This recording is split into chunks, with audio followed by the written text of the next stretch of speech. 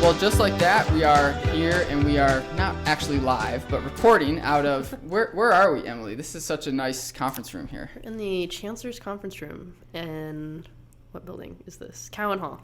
Cowan Hall. This is a beautiful, beautiful room. And we're here with Emilee and Aaron, so thank you so much for joining us both here on Northern and Beyond. And today we're talking about a really cool topic, 3D printing, but also beyond that, we're just talking about learning in general at MSU Northern, because we've talked with one faculty member so far on the season, but you two are our number 2 and number 3 faculty members, so thanks for joining. And maybe we start, Aaron, if you could just quickly introduce yourself and what you do here at MSU Northern. My name's Aaron Riggin, and I teach manufacturing, design drafting, and machining here on campus. The programs I'm in charge of are industrial technology and then design drafting and manufacturing. Awesome. So a lot of building stuff is what I do. Yeah, building stuff is the official job description. No, that's excellent. Thanks for joining us. Emilee, care to introduce yourself? Yeah, Emilee Luke. I am the Social Media and Communications Director here at Northern. And in addition to that, I am teaching a 3D printing class, but with a focus more on art, design, not so much the technical side of it, if that makes sense. But yeah, just teaching that class right now. Learned a lot from Aaron in the process. I wouldn't be teaching it if I hadn't learned anything from Aaron. Cool. So yeah. Yeah, so that's the overlap, is why you're both here talking together to us today, is it seems like 3D printing and, of course, problem solving. So let's jump right into 3D printing.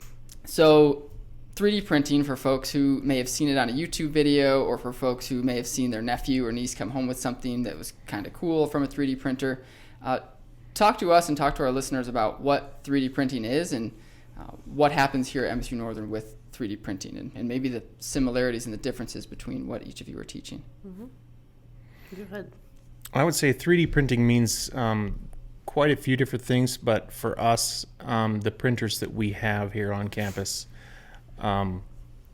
what they are is they're basically just like a caulking gun, I guess you could say, and they're just squeezing out hot plastic onto a platform. And then what it does is it moves around in a certain pattern, and you determine what that pattern is with the computer.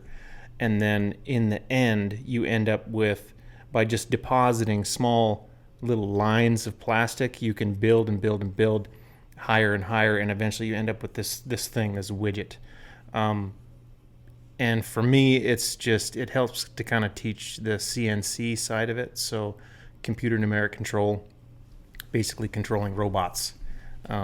That's what I use 3D printing for, as well as I use it for rapid prototyping. So if I want to make a part, and even if I want to make it out of metal, I can quickly make it on a 3D printer just to see if it will even fit, or if it's the size I need, or if the bolt hole pattern is right. So I can quickly make things so that I can see if the final design is actually going to work. And eventually we end up making it out of metal in my case. The 3D printer or the models that come off the 3D printer are rarely end user products. It's always the start of a project for me. Okay. And it sounds like you're working with a lot of computer software to make this happen. Yeah, there's different computer softwares you can use. We've used pretty simple ones like Tinkercad, which is a free online program. It's an Autodesk program. But we also use Fusion 360, which is another Autodesk program, which is a little more mechanical design oriented. But there's really not any one program that's better than another one when it comes to actually 3D printing. Interesting. In the end, you design in one program, and then you actually bring it into another program that's made for that printer that you're going to use. So we got Dremel printers and Sindo and Stratasys here on campus. Okay. And each one of those printers takes its own software, but you don't make the part in that software. You just use that software to say, hey, this is what I want to make. figure out how to make it in the 3D printer that I want to use. Got it.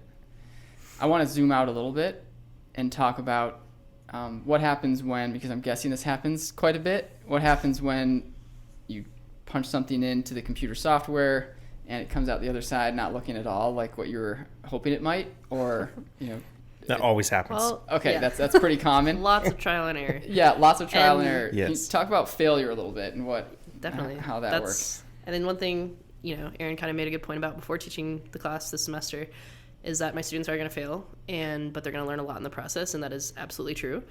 And at first it was kind of frustrating for me because I didn't have answers for them of why is this happening? Why is this thing happening? I was like, well, it's the build plate was a little dirty, or something was flawed with your design. The way you oriented it on the build plate or in the software and bringing it onto the build plate wasn't the right way to orient it, or just learning as we go. But, like I kind of talked to you about a little the other day, the biggest challenge for me in this class is having a lot of art students who are not familiar with Fusion 360 and a lot of those programs. And so the way I've worked around that is, because there are kids in there who know exactly what they're doing in Fusion, and that's awesome. Mm-hmm. But to work around that, I have them work together and say, hey, since they do a lot of sketches before every project, and some of the more technically savvy kids don't sketch a lot, so I have the art kids work with them, and one learns a lot more about sketching stuff out, the other learns a lot more about the actual software. And I've even found that stuff like Illustrator and InDesign, they can design their stuff in there and transfer those files into an STL file, which is what the one of many, but what we use for 3D printing, what the printer reads and prints out the final product. But either way, I found a lot of different ways for students to approach the design aspect of it rather than forcing them to do just Fusion 360, because that's a lot to learn. And Aaron teaches a class just on that program, so it's a lot to learn in one semester. So I was like, well, I know they're not all going to get this right away, so we found a multitude of ways that everyone is comfortable with and is able to actually design something, even if they don't have the background knowledge of 3D printing or the 3D printing software. And so with that, like I said, lots of failure, but now we're on project 4 right now. And so many of them know, okay, clean your build plate every single time before you lay anything down, or else you can get shifting issues. Yeah, exactly. And I even quizzed them the other day. One of their online quizzes, I said, write in detail one issue you've had with the printer and how you've learned to solve it. And one of the most common was, well, my print would shift a lot, and I realized I didn't sand down the build plate before I did it, or it was just dirty, or even not having the filament roll set up to rotate properly, so it's getting stuck and not feeding filament properly. So just little things that you might not think about right away, but because they've dealt with the failure of it, they've learned a lot. So it was a little frustrating in the beginning, but we're at the point now most people are pretty comfortable using them because they failed. So Right. Learning the hard way is a nice dose of real life, right? Like, okay, it didn't work the first time. And I think for a lot of college students, they've been successful in high school. Some, of course, not so much. And there's support for folks who are continuing to struggle, wherever they go. But when they start failing, sometimes for the first time, have you seen students get frustrated? And how have you helped them? How have you helped them work through that? Yes. I think the biggest thing is you got to celebrate their failures. Yeah. Not make fun of them. Just be like, hey, everybody, let's gather around. Check this out. This is what happened, and I expected this to happen, and so I can't remember. Is it Bohr that said that an expert in their field is someone who's made all the mistakes?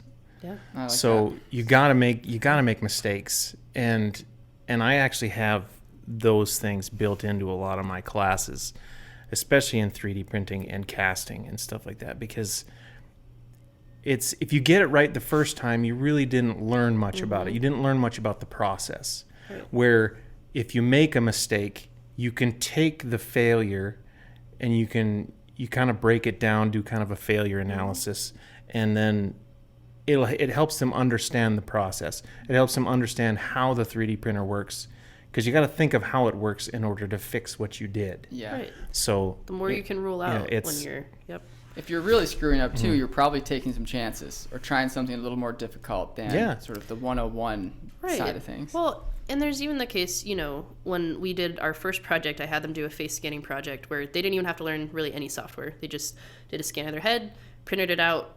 And I was, in my head, I was like, oh, this will be pretty simple. No, not at all. Because the first, some of the first few prints, their prints shifted, and even I was like, oh, what's going on? Right. So I've learned just as much, as my students have. I don't want to say if not more. Some of them have probably learned way more with what they failed with, but either way, that first project, like you said, not make fun of them, but the heads looked funny because you have this shifted head. It's funny to look at. But so most of the students just kind of laughed about it, but I was like, don't be hard on yourself. Some of the students got lucky and their build plate was clean. They didn't even think about that. They didn't know these things yet. And then the other student just happened to put theirs on a build plate that someone else didn't clean off or something like that. So I was like, this isn't even your fault, but just for safe measure, do these things in the future, blah, blah, blah. Because, you had some students who it worked perfectly for them, but that was more luck than anything, So, so each of them, though, over the course of the last few projects have all had some sort of something go wrong. So I'm not like trying to be happy about it, but it's also like, thank God that everybody's experiencing something, because if not, you have those few that get kind of lucky, nothing ever happens, and then if they do it on their own one day, they're not going to know how to troubleshoot it, or they're not going to know what to look up, or so. And I've already had a couple students who are buying their own filament and want to do their own stuff, and they're like, maybe I want to get my own printer one day. I'm like, well, that's what this class is for. You're learning how to do it on your own. So the troubleshooting, that's, as with anything technical, you have to fail in order to understand it better.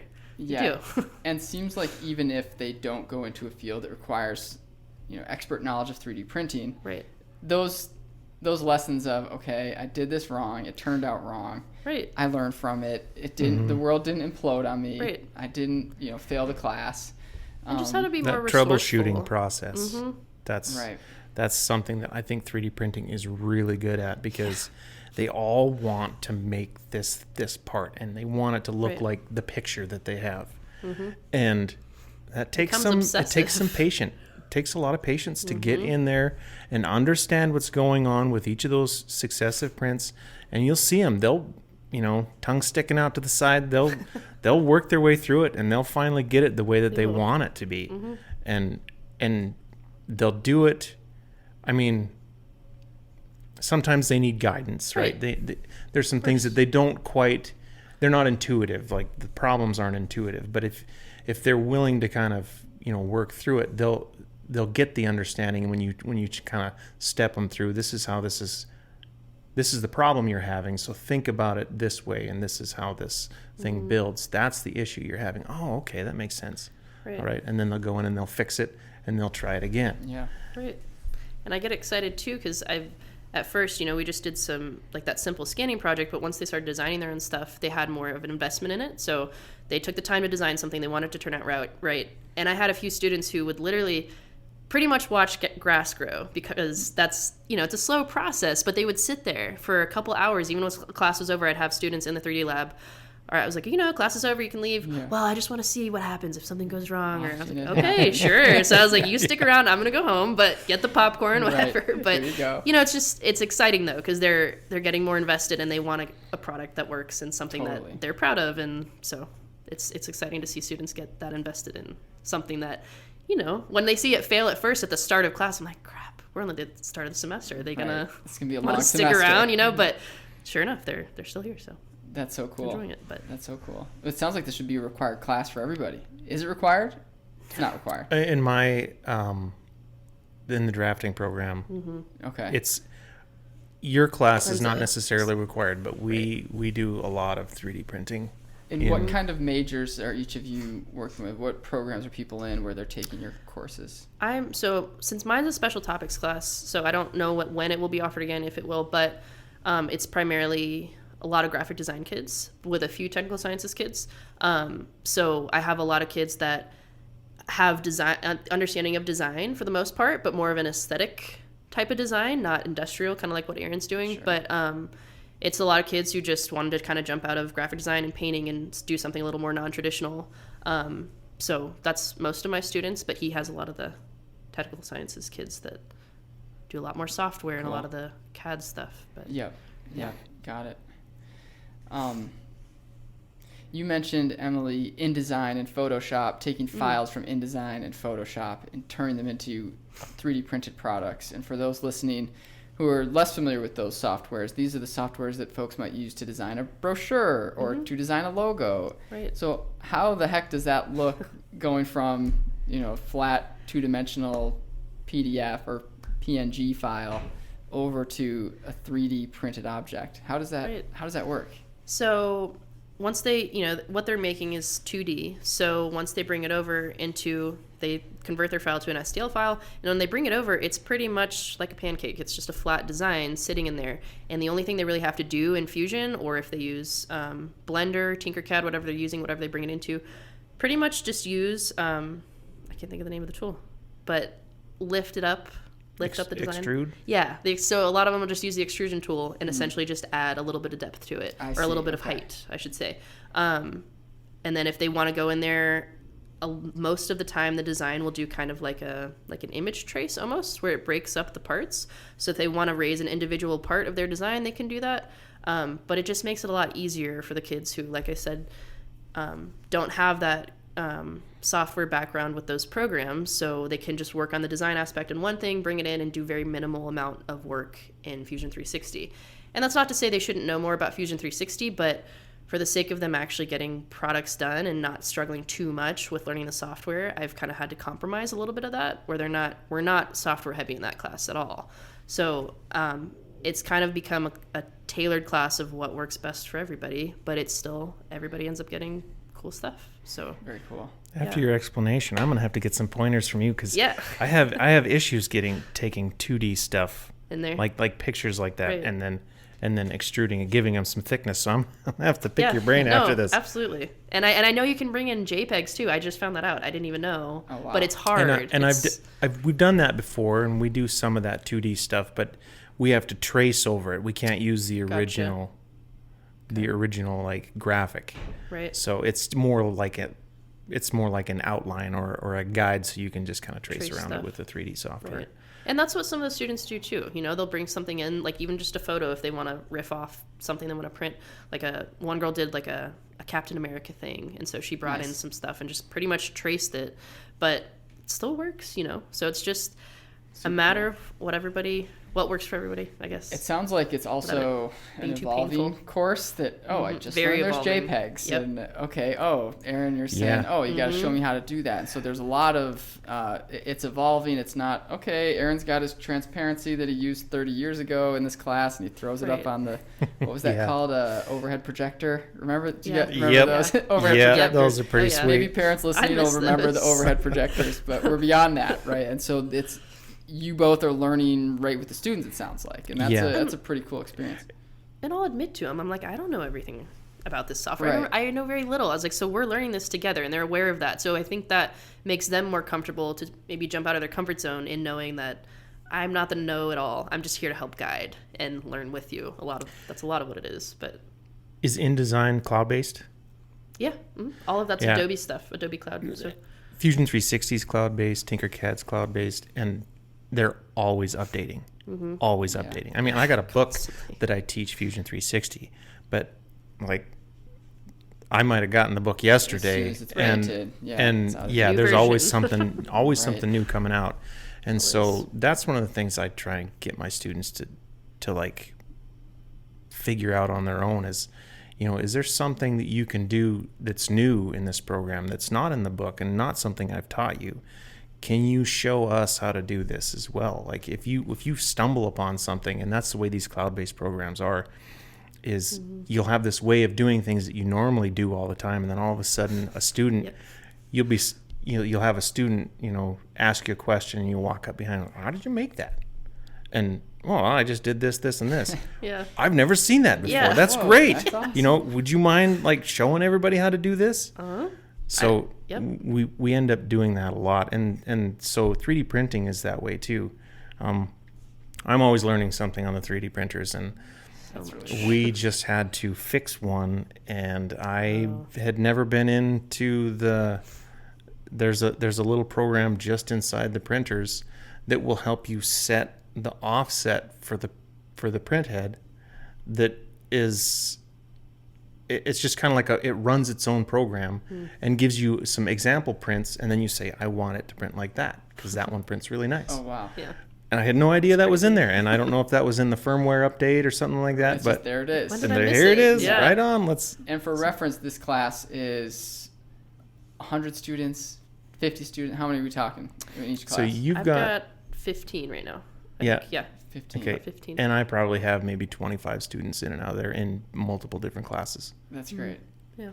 Yeah, and I think when we're talking with, I've talked with a lot of students, I've talked with a lot of alumni, and they always are praising, that ratio of students to faculty, and just it hardly feels like, oh, there's somebody sort of lecturing down to you. It is very much, as you've described, a collaborative one-on-one. experience. Yep, kind of learning together in some ways.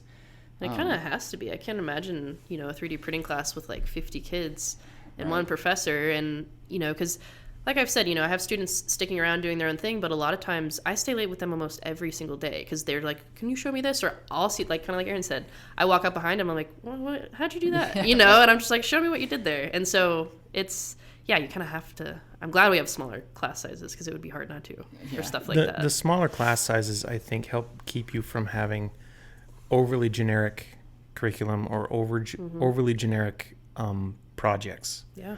So you can kind of, on the fly, you can kind of change things because the students can kind of adapt, and you can help them get where they need to go if they're a little bit smaller classes. Like the manufacturing class that I do, where we do a ton of 3D printing. We use the 3D prints so that we can cast aluminum. So we melt aluminum and then use those 3D printed molds as a pattern for the molten aluminum. But the class gets a little bit too big. It's hard to have these big, huge, ambitious projects. Right. You kind of got to keep it simple.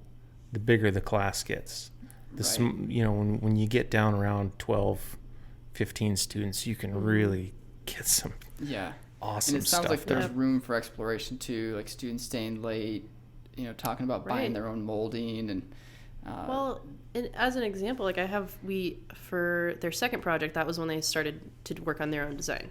And it was pretty generic, but I was like, come up with something you're actually interested in. Nothing overly complex. If you don't know the software well, just, do what's within your comfort zone. But one girl as an example, and there were everybody had something pretty cool for the most part, but one girl in particular, she is a jewelry maker, and she did a little set of earrings where she put some holes in them, and then after they were printed, she added like a little bit of beads and some string and stuff, but they looked really cool. And she's like, I've never thought about this, you could use this 3D printing for this thing. And so I'm learning too. I'm like, this applies to so many different industries, and I didn't even realize it until I started teaching this class. And just by learning what other students find and what they're interested in. And now she wants to start 3D printing some of her own stuff, So it's just neat to see the flexibility of what you can do with those things. But people's entrepreneurial brains start working. It's really cool. It's exciting. Market these. And I almost get not jealous, but a little envious. I'm like, man, I didn't think of that. But it's awesome though.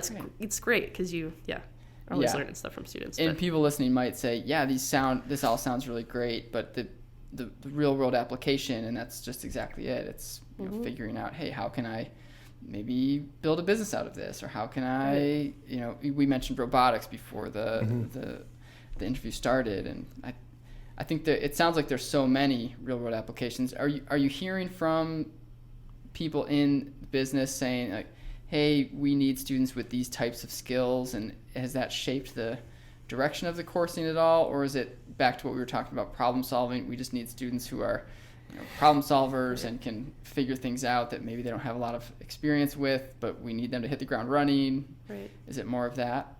I think it's a little bit of both. My background is in manufacturing. So I worked for Polaris Industries and Indian Motorcycle for a couple of years, and we used 3D printers a lot to rapid prototype stuff. So I remember putting together a 3D printed motorcycle and cool. doing, motorcycle. So it was the model year 14 Indian Chief, Chieftain, and the Chief Vintage. So we would 3D print all the parts that we, didn't have or whatnot, and then do the body work, paint them, and then take them to focus group. So like conference room, not much larger than this one. Roll this motorcycle in there, and then people would come in and they look at it and they tell us what they liked, look how it looked and all that stuff, because we were trying to design the next version of the motorcycle for people to ride, and so cool. we brought in Harley Davidson riders and previous Indian motorcycle owners and Victory motorcycle owners and Yamaha, Honda owners, so just to try and get a bunch of different opinions. But that motorcycle was all 3D printed. Like, That's amazing. Yeah, if you sat on it, it would have busted in half. Okay, got it. So Yeah, couldn't but ride down the highway. it Pretty looked pristine. It looked awesome. really nice. But it's just most people don't realize that, Right. that you got to prototype it. You got to get it. You got to get something out there quick so you can see what it looks like, or you can see if it fits. Mm-hmm. Yeah. Yep. Then you can go ahead and manufacture it out of something, cast aluminum or machine it out of steel or whatever you need to do, whatever that manufacturing process needs to be. Even if it's another piece of plastic, you still need to make tooling for that. But the 3D print, you just can't beat it. It's just it's so fast, and you can make changes so quickly with the 3D print that it's Right. and then the Yeah. cost is way down there. Yeah, and that's one thing I remember is Efficiency. even just, I think the engine on that first motorcycle was just a mock-up. It was made out of foam, and I think it was like $10,000 because it had to be machined Wow. in this 5-axis machine where the next one we did was a 3D printed model, and I think it was maybe $1,000. But even then, Right. we Drastic saved a difference. bunch of money with that. Totally, yeah, that's Yeah. amazing. Crazy. Let's switch gears a little bit. I want to talk about the town of Havre. Some people, I was like, but the nice thing about living here is I can save money and I can spend that to go Right. travel and do other things that I don't think I would be able to do in a lot of other cities. Totally, and 'cause- it's not like there's not mountains. Exactly. Yeah. Even the bear paws, they're small, but that's my escape. It's only 20 minutes and Sure. there's a small ski hill. So there's a lot to do. You just have to Yeah, have a good attitude and be willing to jump in because it's not hard to find things to do here and get involved. So well, that's really great, and I think we'll put maybe the admissions office and maybe your contact info in our description. Yeah. If people are thinking, Absolutely. I'm kind of nervous, or it's a big leap for me to go without knowing Right. anybody, and if they have questions about that, maybe they can reach out. they can reach out. I'll tell them about the 22-hour drive with the U-Haul up here. How There you nervous go. I was, but it worked out great. So Nice. Aaron, let's talk about your journey in Havre. Where does it begin? Was there detours, and where are we now? Well, I'm not born in Havre, but pretty much raised my entire life. Went to high school here, graduated from Northern. My wife graduated from Northern. nice. Bought a house. We got 2 little girls. Well, little girls. One's in high school. One's in middle school. It goes fast. But yeah. Havre's been my home for as long as I can remember. And it's definitely not city life, that's for certain.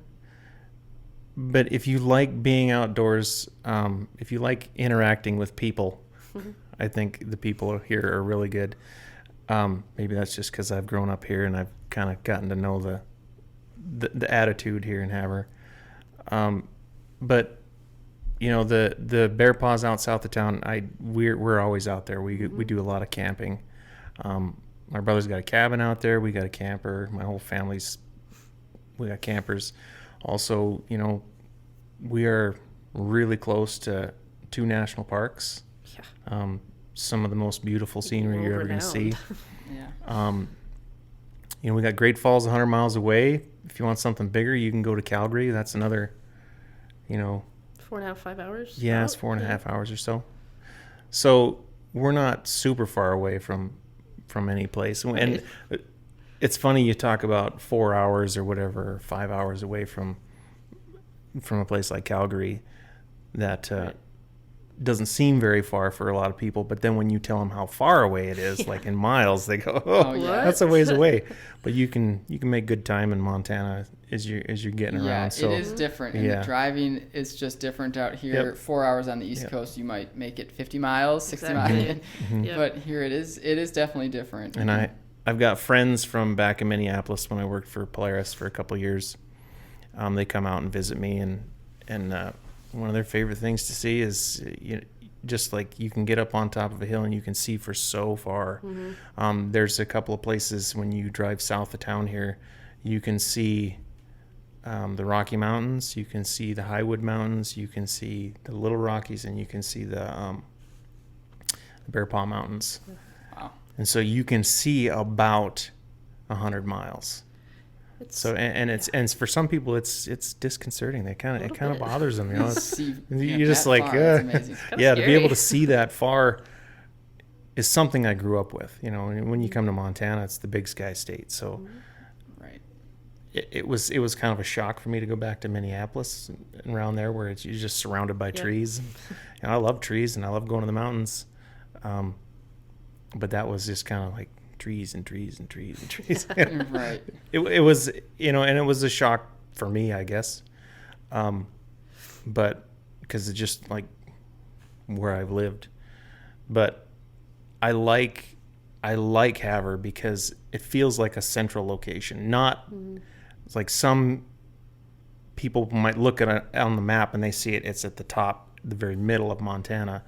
But I think of it as a central location in that you got Calgary to the north, you got, you know, you got Yellowstone to the south, we got some good water recreation just outside of town here at the Fresno Reservoir.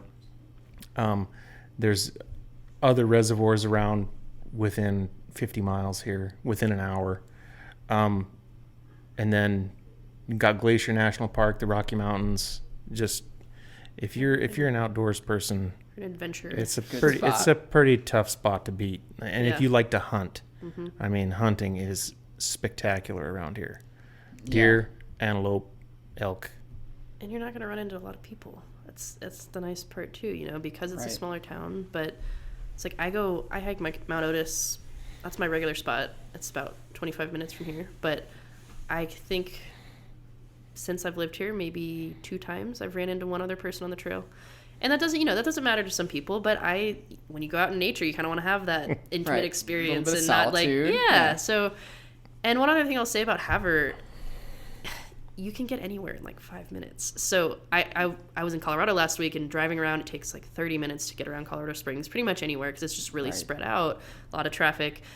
But I find it funny here because I'll have friends come over before we go to dinner or something. Like, all right, well, who's going to drive? Like, I'll drive. It's 5 minutes, you know? Like, I don't mind. And I can jump from work to a doctor's appointment to, I don't know, band practice, all within the span of, you know, a couple hours and not... So it's just... It's also a time saver. You have time to do more stuff because of that small town feel and that lack of busyness that you experience in city life, which I've always grown up in cities. So I know that's what I'm used to. And so I just got hooked on this because it's totally different, and you just do a lot more with your time. Time matters. Your time is way more expansive. It feels like, just like the landscape, I guess. It is. Yeah, it's interesting you say that, because I remember moving back from Minneapolis and thinking, time seems to travel a lot slower here in Havre. Just the pace is so much more relaxed. Right. You know, you don't feel as overwhelmed almost. I don't know, but that's one thing I love.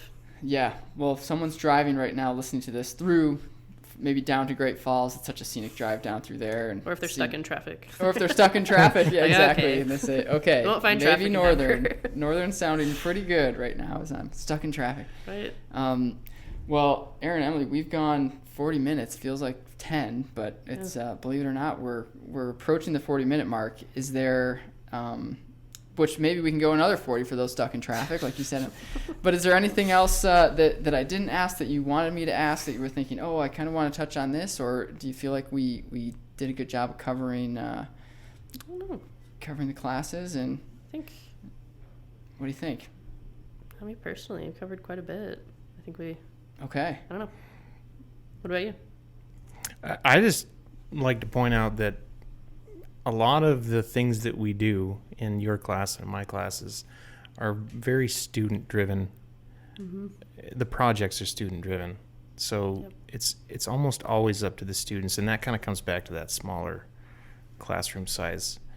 You know, if you're the type of person that wants to make your own decisions and kind of be in charge of your own destiny, I think this is a great place to come, because we kind of encourage that. We make sure that you can go in the direction you want to go.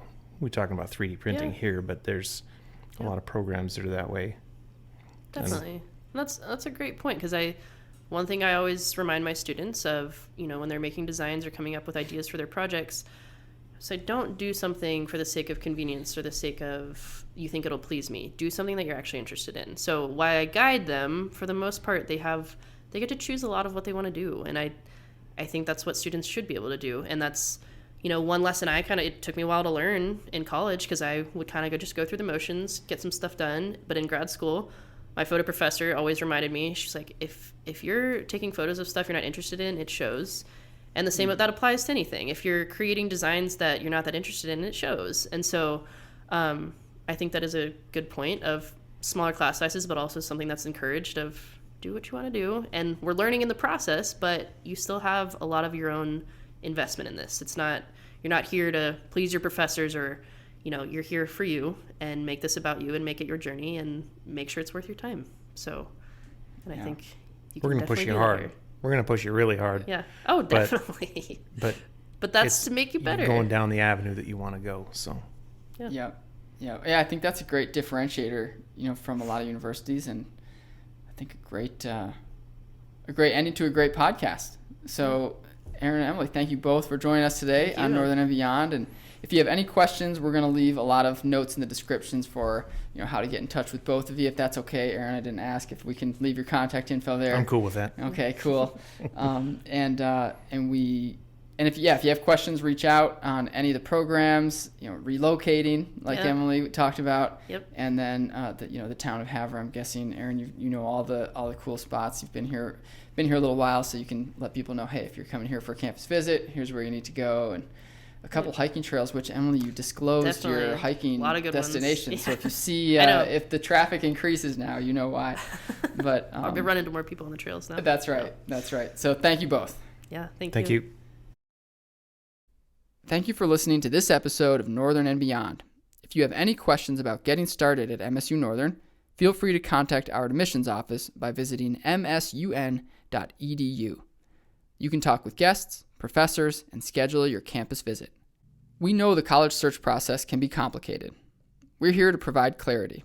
So come visit our campus, talk with our team, and experience the remarkable programs happening on Montana's Highline.